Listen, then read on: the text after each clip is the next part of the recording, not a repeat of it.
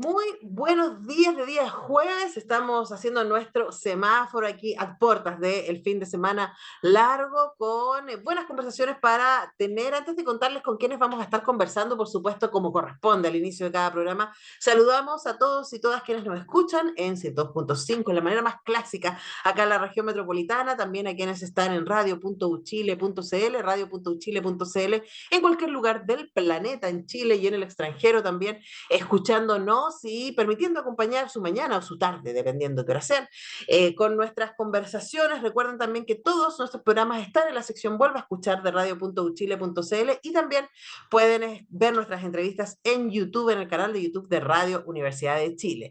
Se van a sumar estas dos entrevistas que vamos a hacer ahora. Vamos a estar conversando en un momento con José Miguel Labrín, director de la Escuela de Periodismo de la Universidad de Chile, nuestra queridísima Escuela de Periodismo desde la que yo salí.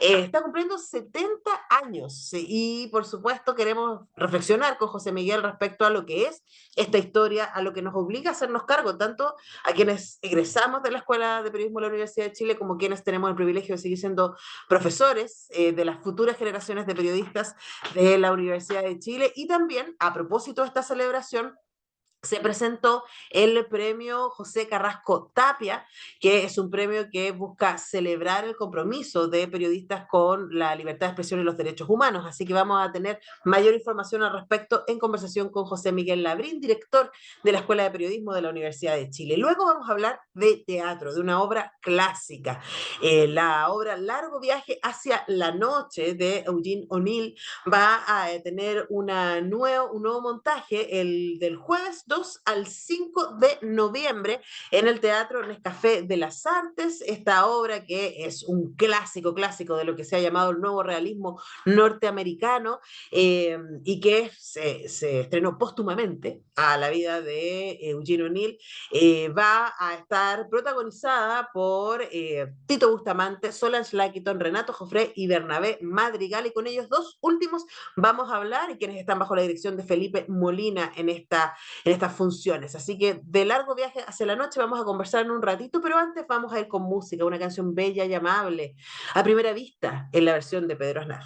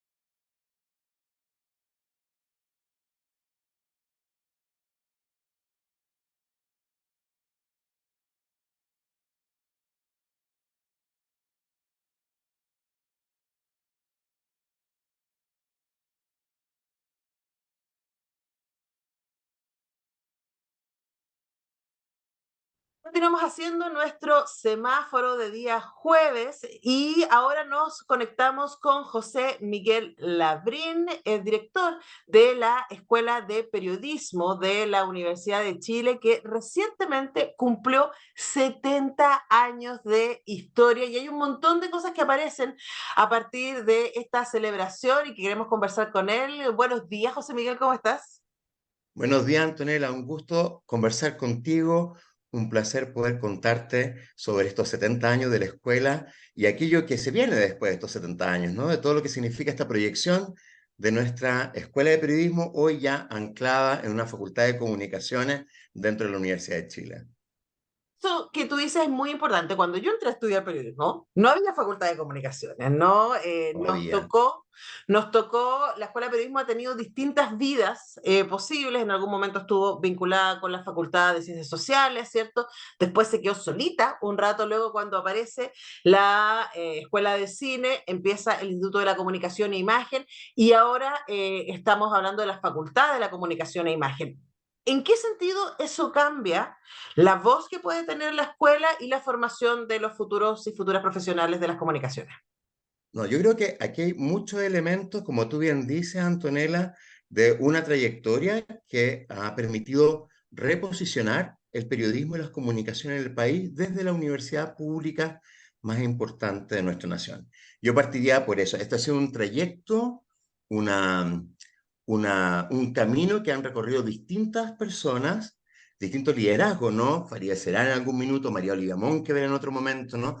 Para ir configurando este espacio dentro de la Universidad de Chile que pueda dialogar con el resto del país en los temas propios del periodismo, la imagen, la comunicación, etc. Entonces, hay una trayectoria que se consolida. Creo que eso es un elemento particularmente importante y que, por cierto, como tú bien dices, nos genera otro lugar, otra voz, es reconocer una trayectoria, pero al mismo tiempo generar un camino que nos permita seguir profundizando esta mirada crítica con la cual nosotros abordamos la discusión de las comunicaciones, esta perspectiva propositiva para el país en el marco de las políticas públicas y, por cierto, una escuela de periodismo en particular flexible que se va adaptando a las distintas demandas tanto del país como de la sociedad en su conjunto para generar profesionales que sean transformadores de este espacio mediático, ¿no? Entonces yo creo que es una trayectoria que en estos 70 años o a partir de esta mirada retrospectiva de los 70 años, nos permite decir que hemos podido reposicionar y que en ese reposicionamiento estamos construyendo una alternativa para poder seguir discutiendo la importancia de lo mediático para el desarrollo de la democracia y el desarrollo de nuestra sociedad. Al pensar en esos 70 años, uno piensa en nuestros antecesores y antecesoras, ¿no? Que ponen una alta vara respecto a el quehacer periodístico. Y yo no sé, José Miguel, si ha existido un momento más crítico para el periodismo como el que vivimos actualmente, en donde la relación, el vínculo entre mercado y medios de comunicación es tremendo y ponen en peligro, derechamente, lo que nosotros enseñamos como ética periodística, ¿cierto? Como independencia, como ecuanimidad. Mm. ¿Cómo hace la Escuela de Periodismo hoy día?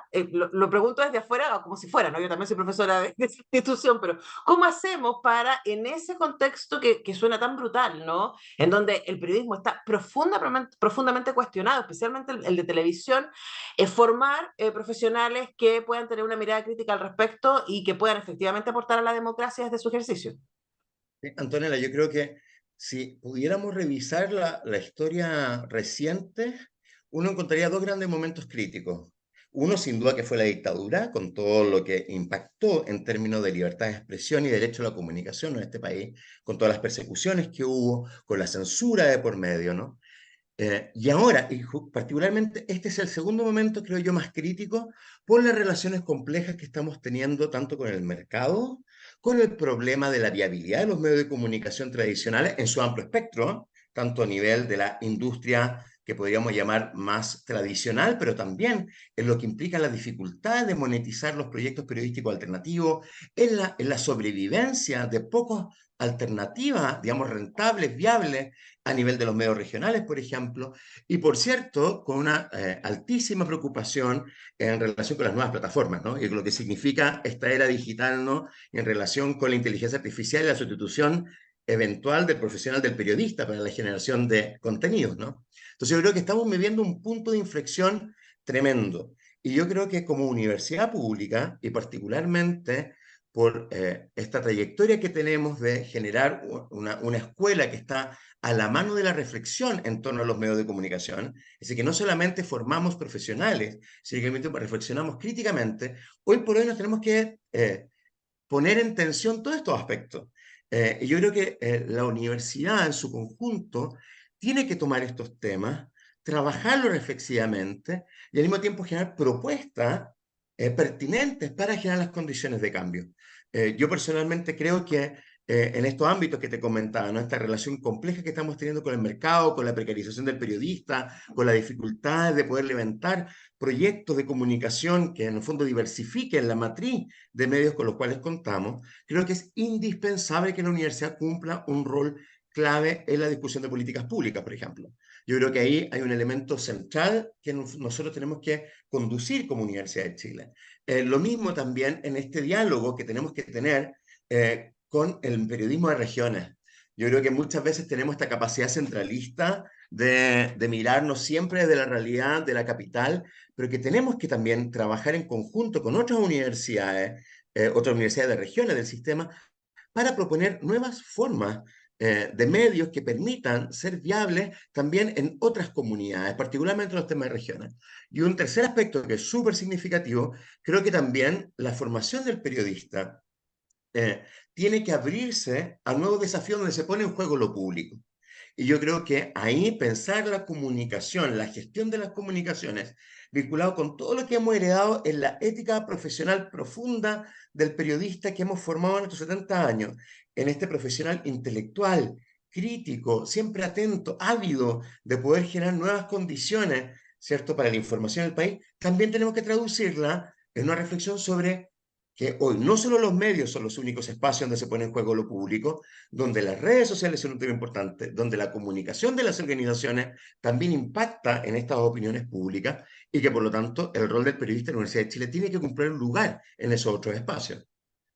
En ese sentido también uno podría preguntarse respecto a la alternativa, ¿no? Porque pensamos, estamos en octubre, 4 años de la revuelta, han pasado un Así montonazo de es, cosas en estos 4 años y podríamos pensar que parte de, por lo menos hay quienes creemos que es así, que parte de la pérdida que hemos tenido de discurso, de densidad del discurso y que nos han llevado al proceso constitucional que estamos experimentando ahora, que para muchos de nosotros es un retroceso, también tiene que ver con los discursos que se han instalado de los medios de comunicación, ¿no? Y como en un país en donde la gran mayoría, voy a ser generoso y voy a decir el 80% de los mm, medios de comunicación están financiados por las grandes empresas y que por lo tanto van a procurar asegurar, ¿cierto?, ese status quo y ese bienestar para ellos y ellas y no para la mayoría de la comunidad. Ahí el periodismo tiene una urgencia y yo me imagino también, José Miguel, que en la formación que hoy día hacemos a los alumnos y alumnas de la Escuela de Periodismo de la Universidad de Chile también tiene que ver con crear miradas paralelas, incluso a partir de los totalmente, propios medios de comunicación, como los podcasts, por ejemplo. totalmente. Por eso te digo que uno de los tremendos desafíos que tenemos es, por un lado, perseverar en un término de una instalación de un debate público que los medios de comunicación tradicionales tienen que tener, de alguna otra manera, un contrapeso con la promoción de nuevos espacios mediáticos. Yo creo que es un elemento particularmente significativo. Tiene que haber una mayor diversificación de medios y el Estado tiene que ser un ente garante de esa diversificación de medios, principalmente por el sentido público que tienen los medios de comunicación. Es decir, no por un control estatal, sino que por justamente el ampliar las posibilidades de que existan una polifonía de voces, un contexto mayor de voces circulantes que permita generar una construcción democrática y una deliberación pública en torno a los medios. Entonces, creo que hay un punto muy importante que ahí, en el fondo, las políticas públicas vinculadas a medios de comunicación tienen que propender a la creación y a la legitimación de proyectos periodísticos innovadores como lo que estamos conversando ahora. Por otro lado, simultáneamente, nosotros no podemos renunciar, ¿cierto?, a una formación del periodista o de la periodista que no sea crítica con respecto a los grandes temas que impactan frente al país. Y un periodista tiene que seguir siendo formado en relación no solo al mercado de las informaciones, sino que ante todo a satisfacer las necesidades y los derechos de comunicación de la población. Entonces, esas miradas paralelas también se van a construir en la medida que tengamos profesionales de la comunicación que reconozcan su función social por sobre un lugar propio en el mercado. Y yo creo que ese es un elemento que nosotros como sello de la Universidad de Chile hemos seguido instalando y que tenemos que seguir propendiendo para el futuro.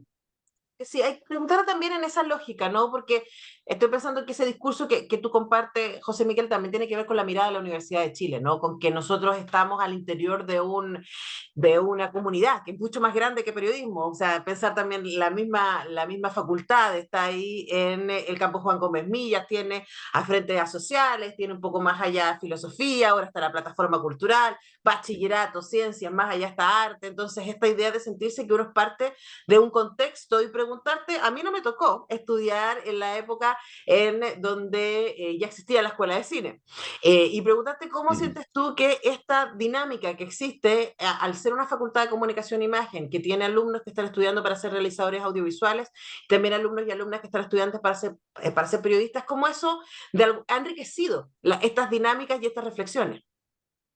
Yo creo que efectivamente enriquecido, creo que en el fondo el que podamos tener un espacio de reflexión sobre lo audiovisual y sobre la cultura visual contemporánea, en el fondo, en acogida, digamos, en el entorno de una facultad, es un elemento particularmente importante para estos tiempos de ahora, particularmente reconociendo que gran parte de lo mediático se juega en la discusión del audiovisual, pero al mismo tiempo también siento que tenemos una deuda, es decir, nosotros creemos que de alguna otra manera tenemos que seguir, en el fondo, generando más puentes en el fondo que generen una interdisciplina fluida entre múltiples miradas que co-construyan proyectos de país innovadores. Creo que ahí tenemos mucho que hacer en el campo de la cultura, por ejemplo, y de cómo podemos trabajar en el campo particularmente de las artes, cómo podemos seguir problematizando y levantando temas que sean de interés público, pero desde la investigación académica que pueda surgir en la Facultad de Ciencias Sociales, cómo nosotros transformamos también el conocimiento de lo científico no solamente como una divulgación científica, sino que ante todo una preocupación por el conocimiento y por la generación de conocimiento, donde la Chile puede liderar y donde nosotros podemos ser una voz también que en el fondo reproduzca aquello que estamos construyendo en nuestra universidad. Es decir, si uno mira el espacio interdisciplinario, como tú lo planteas, que es privilegiado el que tenemos en Juan Gómez Milla, en nuestro campo, también debe traducirse en algún minuto tanto en la formación de los periodistas como también en aquello que nosotros podamos mostrar y ofrecer como temas para un país, digamos, a partir de quienes egresan de esta casa de estudio. Entonces yo creo que ahí tenemos un gran desafío de trabajar interdisciplinariamente, de mirar estos puntos de convergencia y de cómo los trabajamos en beneficio de, en el fondo, la construcción de opiniones públicas en los grandes temas que nos marcan como nación. Y ahí yo haría, José Miguel, que es algo que yo por lo menos converso constantemente con mis alumnos y alumnas, es poner una vara, ¿no? Yo creo que ahí como Universidad de Chile tenemos una responsabilidad, por todas las generaciones que vinieron antes y también por ser parte de la principal universidad del país, de decir, conversaciones que hemos tenido respecto a este mundo de fake news, ¿cierto? A este mundo de periodismo, de relaciones públicas, Uh -huh. y decir, bueno, a ver, pero si nosotros venimos de este lugar, de esta escuela de periodismo, nuestra manera debería ser otra, ¿no? Y nosotros nos toca decir, hay otras maneras de hacer periodismo, hay otras maneras que son las que han generado que nuestra escuela sea, bueno, la más antigua del país y por supuesto que ha tenido generaciones y generaciones de destacadísimos periodistas a lo largo, que han aportado a la democracia y a la historia de nuestro país. Y en esa lógica, les recuerdo que conversamos con José Miguel Labrín, director de la Escuela de Periodismo de la Universidad de Chile, que acaba de celebrar 70 años de historia. Se creó el premio José Carrasco Tapia para distinguir a periodistas comprometidos con los derechos humanos. Conversemos respecto a este reconocimiento. Era un anhelo muy grande por parte de toda nuestra comunidad, Antonella, de poder generar un reconocimiento al periodismo y a la calidad periodística de estos tiempos. Creemos que el que la Universidad de Chile pueda, en el fondo, dar cuenta, reconocer, dar cuenta de aquello que consideramos valioso para el desarrollo del periodismo, era una deuda que teníamos como escuela de periodismo y como universidad. Y más aún nos enorgullece profundamente poder ponerle el nombre de José Carrasco, que un periodista que fue asesinado durante la dictadura, que es literalmente una imagen, un emblema de un periodismo ético, de un periodismo comprometido, de un periodismo que efectivamente puede transgredir y correr las barreras, ¿no? Frente a situaciones de adversidad como las que se vivían durante la dictadura. Homenajear a José Carrasco con este premio, yo creo que da cuenta de todo el sentido profundo que queremos darle a este reconocimiento, ¿no? Y este es un reconocimiento que va a tener dos principales categorías, una categoría centrada en el libro periodístico y otra categoría centrada en la trayectoria profesional, ¿no? En la categoría del libro periodístico, este premio lo que va a reconocer es a la primera edición de no ficción que se realiza en el país, eh, que conjugue calidad periodística, que conjugue en la mirada democrática, que sea capaz de plantear temas, ¿cierto? De innovar en la agenda pública. Y esperamos que sea un premio que sea muy bien recogido por las editoriales, ¿no? Que nos permitan, en el fondo, tener una amplia gama de postulantes en esta primera versión. Y por otro lado, el de trayectoria, que va a ser un premio que va a reconocer a quienes han trabajado largamente en los temas de derechos humanos y libertad de expresión, ¿no? Periodistas, mujeres, hombres, residentes acá en Chile, que hayan, en el fondo, aportado al debate público y a la defensa de los derechos no solo de la prensa, sino que ante todo de la comunicación y del mismo ciudadano. Así que esperamos también contar allí con una selección de potenciales reconocidos que dé cuenta, en el fondo, del trabajo de múltiples generaciones que han trabajado defendiendo el derecho a la comunicación en nuestro país. A decir que la primera entrega de estos galardones José Carrasco Tapia a la libertad de expresión y la defensa de los derechos humanos va a ser en mayo, el 3 de mayo, que es el Día Internacional de la Libertad de Expresión, y que las bases, especialmente para quienes nos están escuchando y tienen libros periodísticos, yo estaba pensando, solo al interior de nuestra escuela tenemos grandes, grandes referentes de periodistas que han escrito libros de investigación periodística fundamental. Este año, a propósito también de la conmemoración de los 50 años, han salido un montón de libros que podrían postular, digamos, están Exacto. dentro de la fecha, ¿no? Así que las bases están en la página de la Universidad de Chile y también en la página de la Facultad de la Comunicación e Imagen para quienes quieran postular. A ese premio se puede postular con el texto, ¿no? Pero al otro premio, el premio a la trayectoria, ¿eso se puede postular o va a ser a partir de la selección de los jurados? No, va a haber en ambos casos estamos en la última etapa, todavía no hemos hecho la convocatoria, estamos en la etapa final ya administrativa de pulir las bases, ¿no? Dentro de la Contraloría Universitaria, pero el sentido del trabajo específico en la trayectoria, ¿no? De reconocimiento de la trayectoria, la idea es que también sean personas que sean postuladas, ¿no? La idea es que configurado este comité, vamos a tener un comité de selección. Ese comité de selección va a tener representantes de distintas índoles, van a haber premios nacionales, van a haber representantes académicos, van a haber personas del Colegio de Periodistas, ¿no? Representantes del Colegio de Periodistas. La idea es que se postulen, y se postule a lo menos con 6 cartas de patrocinio, y en el fondo la idea es que sea una convocatoria abierta, donde podamos recibir múltiples nombres de personas, de periodistas destacados que hayan, en el fondo, aportado en la defensa de los derechos de la comunicación, los derechos humanos. Entonces, vamos a estar abiertos a recibir esas propuestas también apenas comencemos nuestra convocatoria. Y eso no significa que, esto es muy importante, que quienes sean postulados, tanto para la trayectoria como para el premio, tienen que ser egresados de la Universidad de Chile. Esto está No, abierto no, por la no, no, celebración no. del periodismo. De hecho, es abierto a personas, ¿cierto? Nacionales o extranjeras residentes también. Hemos considerado también a periodistas que están residiendo aquí en Chile, sin que sean necesariamente que tengan nuestra nacionalidad, y está completamente abierto a todo el país. Es decir, pueden ser personas egresadas de cualquier casa de estudio que estén generando periodismo tanto a nivel local como a nivel central. Es un premio que quiere reconocer también esta mirada más amplia, ¿no? Que vaya mucho más de nuestros propios límites como universidad. José Miguel, esta idea de que se pueda postular, ¿cierto?, con estas cartas de patrocinio, porque también sucede, como tú hablabas al principio del centralismo que tenemos, que hay un montón de cosas que nosotros no sabemos, que están pasando en regiones, que están pasando en las comunidades, de tremendos Totalmente. profesionales que están haciendo un trabajo muy, muy valioso y que a través de este premio podemos conocerles y reconocerles, y es tremendamente importante. Así que bueno, entonces atentos a las bases que ya van a salir. Me Van a hace ser, falta poquito, falta poquito, poquito, falta poquito. poquito y van a estar ahí en la página de la Facultad Facultad con la Comunicación e Imagen para que se pueda postular a este premio José Carrasco Tapia para distinguir a periodistas comprometidos con los derechos humanos, tanto por su trayectoria como por un trabajo en particular, por un libro periodístico. Hemos conversado con José Miguel Labrín, director de la Escuela de Periodismo de la Universidad de Chile, a propósito de este premio, de los 70 años de la escuela, en donde todos nosotros nos felicitamos y nos abrazamos, todos los hijos e hijas de esta Sí. Escuela de Periodismo y del que seguimos teniendo el honor de ser parte desde la academia ahora, así que imagínate. Muchas gracias, José Miguel. Gracias a ti, Antonella, un placer, que estés muy bien. Bueno, nosotros tenemos que dejar ir a José Miguel, vamos a la música, a la pausa y ya regresamos.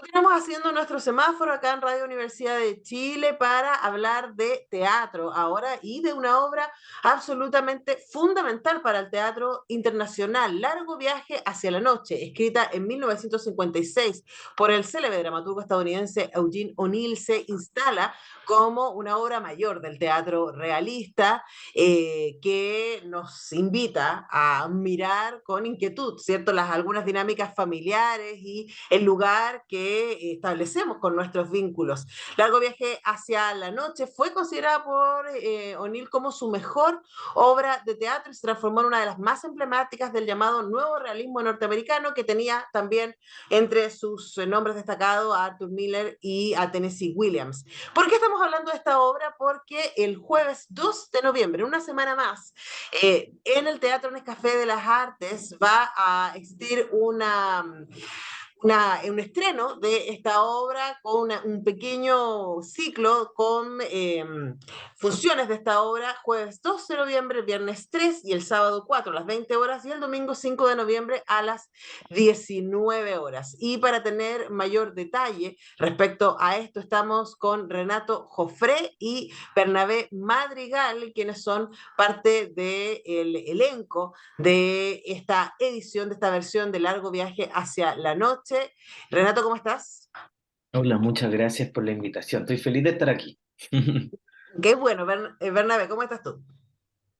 Bien, también. Muy feliz también de estar en esta tremenda radio.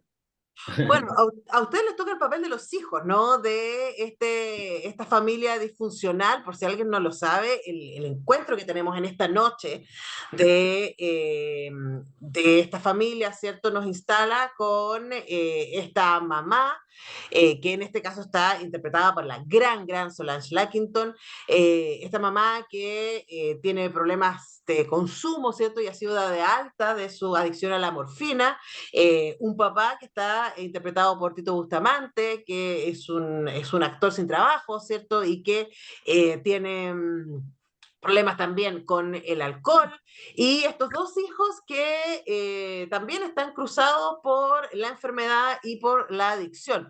Nos suena un panorama muy amable, digamos. ¿Por qué uno querría ir a meterse a pasar tiempo con estos cuatro personajes que claramente no están en su mejor momento? ¿Por qué habría que ver esta obra de teatro? Renato, parto contigo. Eh, ¿Conmigo? Que estaba pensando en que está muy bien puesto el nombre, ¿no? Que es un largo viaje que de alguna manera se va convirtiendo en un asunto oscuro, en un viaje bastante deprimente, porque vemos estos personajes que aparentan ser una familia feliz, pero en el camino van de alguna manera cruzándose unos con otros y va apareciendo el problema de la adicción en los cuatro personajes y los problemas de la disfuncionalidad de las relaciones interpersonales. Entonces yo creo que a pesar de que quizás muchas personas digan, oye, pero qué obra tan antigua, digamos, está escrita en el 1900, y yo defiendo, y creo que como grupo también que estamos montando esta obra, defendemos que los clásicos nos traen temáticas que son transversales en el tiempo. De muchas maneras uno puede vincularse con el hoy, incluso de nuestro Chile que estamos habitando hoy, y porque seguimos con problemas, con asuntos disfuncionales, con esta necesidad de aparentar. Incluso en unos ensayos pasados hablábamos de las redes sociales y que todavía existe esta cosa como de esa necesidad de aparentar, digamos, que somos de una manera en donde en la intimidad somos de otra y tenemos problemas, heredamos, digamos, también asuntos de, en este caso, de los padres, que de alguna manera repetimos el alcoholismo. No quiero spoilear tanto, pero yo creo que es importante verla porque de alguna manera las personas van a sentir, se van a vincular con eso, sin lugar a dudas. No sé si estás de acuerdo, querido Bernabé, Bernabé. le pregunto a Bernabé también, que como el más joven del elenco, ¿no? En enfrentarse a una obra que tiene tanto peso, que tiene tanta Oye. historia, ¿cierto? Y que es parte del catálogo teatral internacional. Hacerla desde Chile, ¿cuál ha sido para ti esa experiencia, Bernabé? Sí, mira, ese es un muy buen punto porque como actor uno tiene ciertas obras que son, digamos, unos clásicos, unos monumentos donde uno por parte agradece hacerlo, pero cuando te toca hacerlo es como chuta, ahora viene el desafío.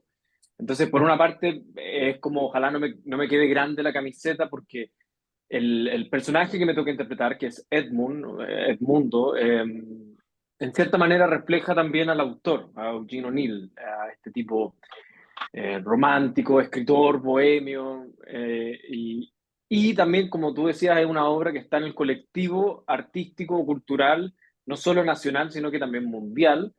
Y en ese sentido, yo creo que me lo estoy tomando con mucha concentración, mucha tranquilidad, y lo que me he dado cuenta que he tenido el privilegio es el texto en sí. O sea, que hoy día, de hecho, lo hablamos en la mañana, tuvimos un ensayo con el Tato, eh, que es ser muy minucioso, y en eso nos decía el Tito, ponte tú, el Tito Bustamante, que es un actor ya con mucho más carrete que nosotros, nos decía, ojo, no se salten ciertas palabras que significan mucho, que son potentes. Y ahí nos fuimos en toda la dinámica del autor, lo que el tipo es brillante, si no me equivoco, ganó un premio Nobel, unos cuantos Pulitzer, o sea, el tipo de letras, Eugene O'Neill es un crack. Entonces, en ese sentido, viene todo un trabajo con la palabra, con el decir, que es muy difícil, muy profundo, pero bueno, para eso hemos tenido un muy buen equipo, encuentro yo. Y yo también, como el más chico, he sentido el apoyo y el apañe de, ponte tú, las mismas Solange, del Tito, como decía, del Tato también, y bueno, del director. Entonces, me he sentido muy acogido como grupo porque es una obra que en verdad requiere cierto peso. Entonces, por una parte muy feliz y por otra parte muy concentrado en que, como te decía, no me quede grande la camiseta. Y ahí de eso mismo le quería preguntar a ambos, pero tú ya ahí estuviste respondiéndolo, Bernabé, que tiene que ver también con esta cosa intergeneracional que vamos a poder ver en este montaje, ¿no? Y que ustedes estén ahí compartiendo Mm. escenario con Tito Bustamante, con Solange Larkington, que son dos nombres muy importantes del teatro chileno.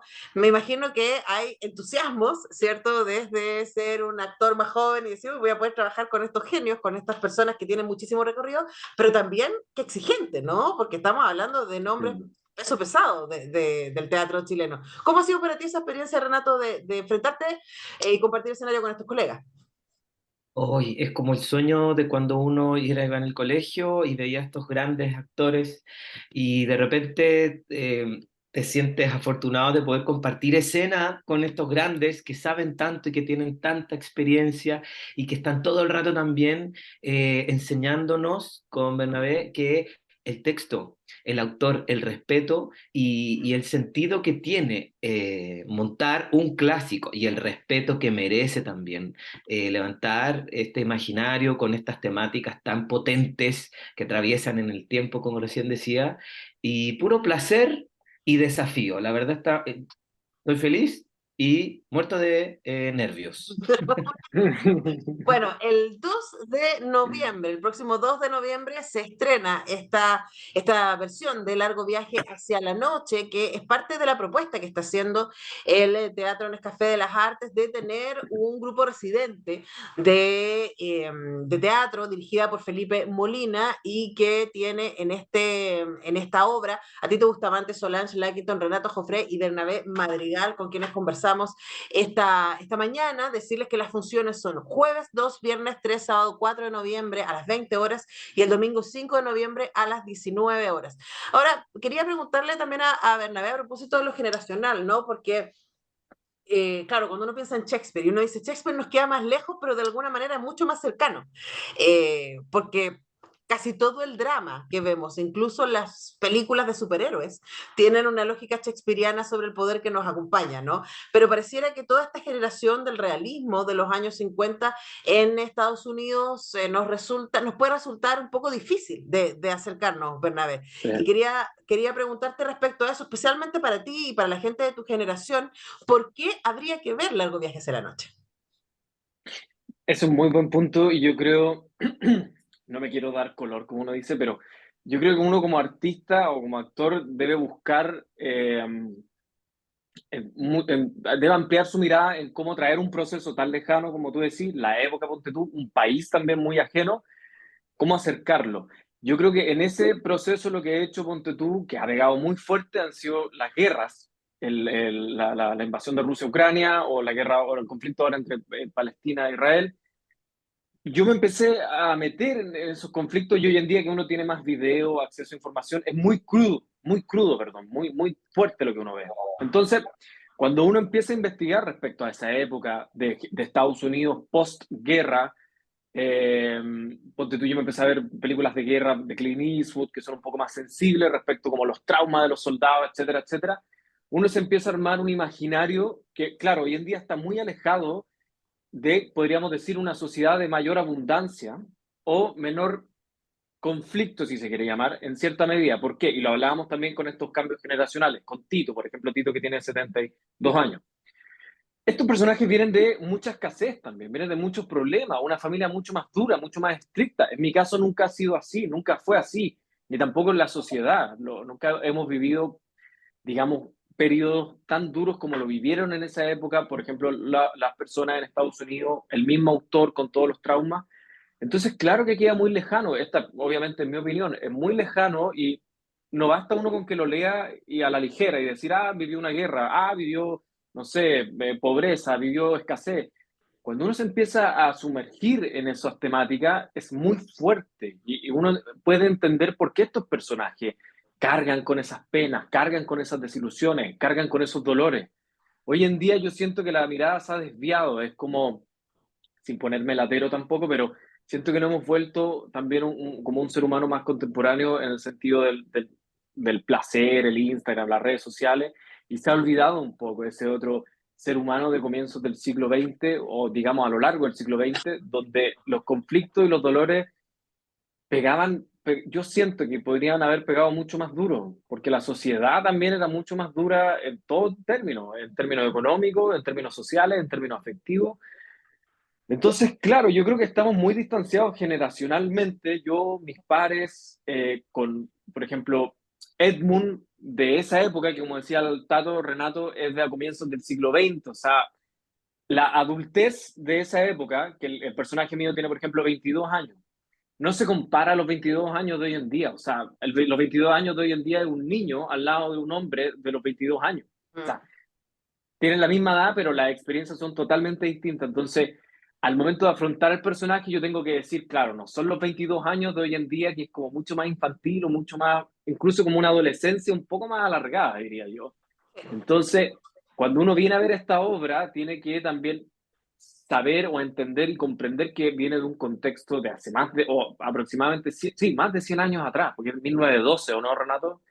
Va aprox la obra. Entonces, claro, es una distancia muy grande.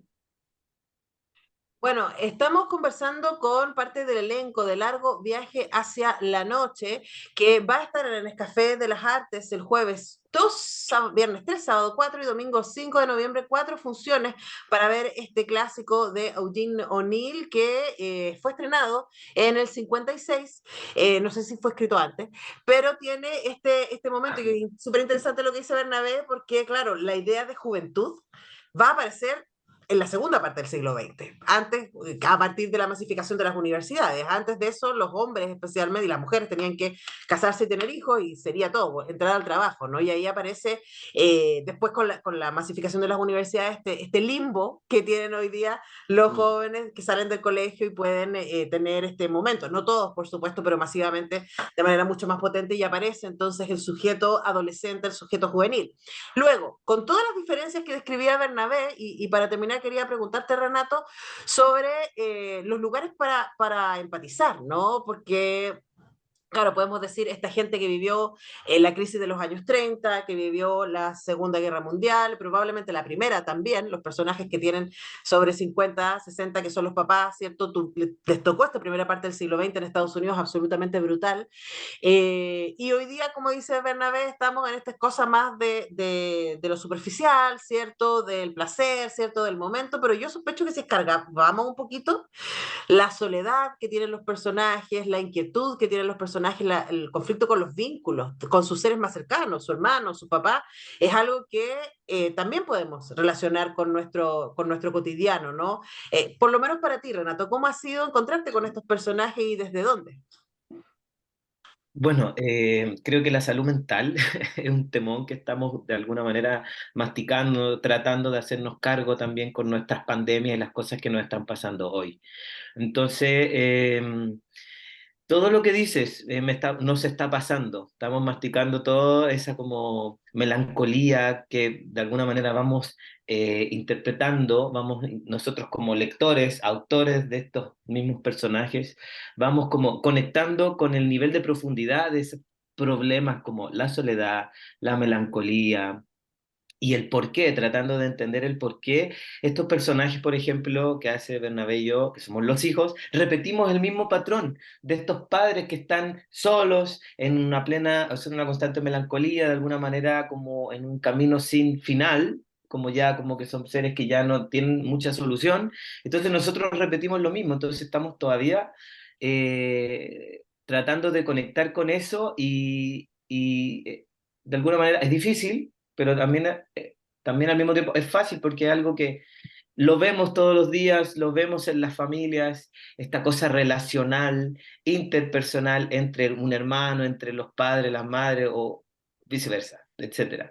Y también quería agregar, si es que me dan permiso, que esto ya va un poquito más como del copuchento, que para personas fanáticas de la literatura, en especial de Eugene O'Neill, entiendo que esta obra es autobiográfica. Él escribió esta historia de alguna manera retratando su familia, su historia, pero él creo que, no lo entiendo bien, pero voy a pecar, me da lo mismo. Él impuso una norma que no fuese estrenada hasta no sé qué año 3 años después de después. su muerte. Claro, y eso no ocurrió, entonces fue todo un movimiento que al final hizo que esta obra brillara de alguna manera y también porque tiene este tinte de lo autobiográfico. Entonces eso es súper interesante de saber. Bueno, ahí les dejamos entonces esa invitación, largo viaje hacia la noche. Va a estar solo con 4 funciones, ojo, solo Sí, 4 funciones para disfrutar de, bueno, no sé si disfrutar es la palabra, sí, van a disfrutar igual de buena actuación, de buen Sí. teatro, aunque sufran un poquito después para salir con cosas para pensar. Entre el jueves 2 y el domingo 5 de noviembre está esta obra dirigida por Felipe Molina y protagonizada por Tito Bustamante, Solange Lankington y Renato Jofre y Bernabé Madrigal, con quienes hemos conversado esta mañana. Muchas gracias, Renato, muchas gracias, Bernabé. a ustedes. Sí, muchas gracias a ustedes. Nosotros despedimos a Renato y a Bernabé y también despedimos el programa hasta el próximo lunes, cuando ya esté de regreso en el estudio, porque mañana viernes es feriado, así que el próximo lunes nos encontramos dándole la despedida a este mes de octubre junto a todo el equipo. Que tengan buen fin de semana largo. Chao.